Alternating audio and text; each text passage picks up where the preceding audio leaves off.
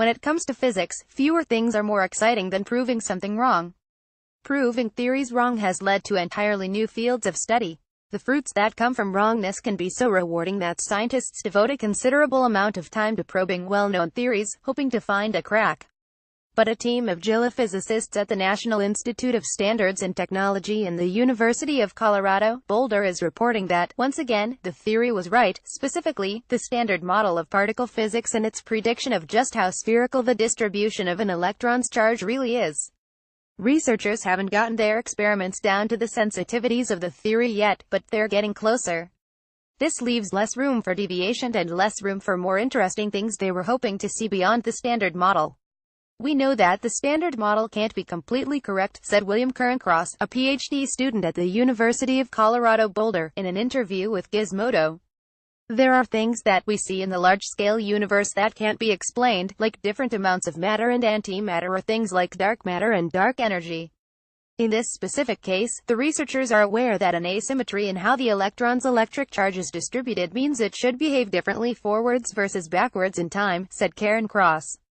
"They're hoping to find this asymmetry so that, in a circuitous way, it could help explain other mysteries of the universe, like why even though every kind of particle has an antiparticle, scientists still observe way more regular matter than antimatter." Unfortunately, the scientists who performed this latest experiment still did not uncover the desired asymmetry. Electrons single points without a real size, but maybe it's helpful to think of them as a spherical cloud of electricity surrounding the dot. Scientists view that cloud through a metaphorical camera lens and, through the experiment, are trying to focus the lens surrounding the dot. Theory expects the cloud to be an essentially perfect sphere with the dot smack in the middle. But experimenters are required to build more and more advanced experiments to actually focus that camera.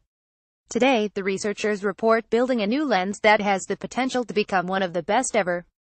Things are still very fuzzy, and there are no signs yet that the electron's electric dipole moment is less than perfectly centered. Image Absalon-Steinebrecher. The experiment that the scientists used to focus this pretend lens consists of a special ion, the heavy element hafnium bonded to fluorine, trapped in a vacuum.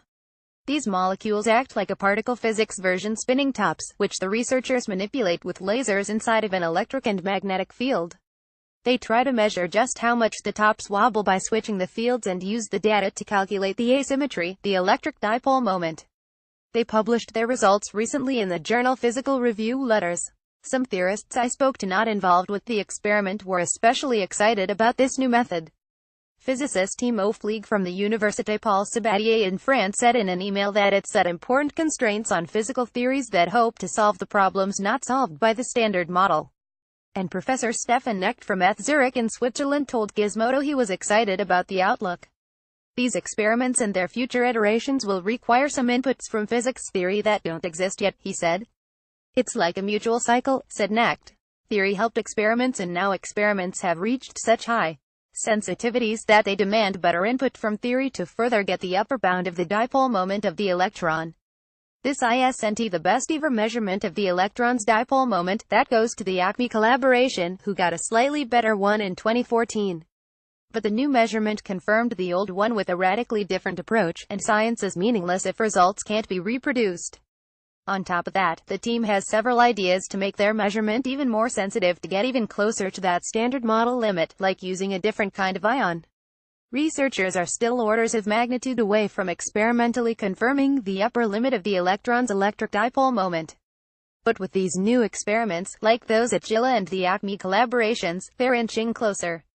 PRL via Physics.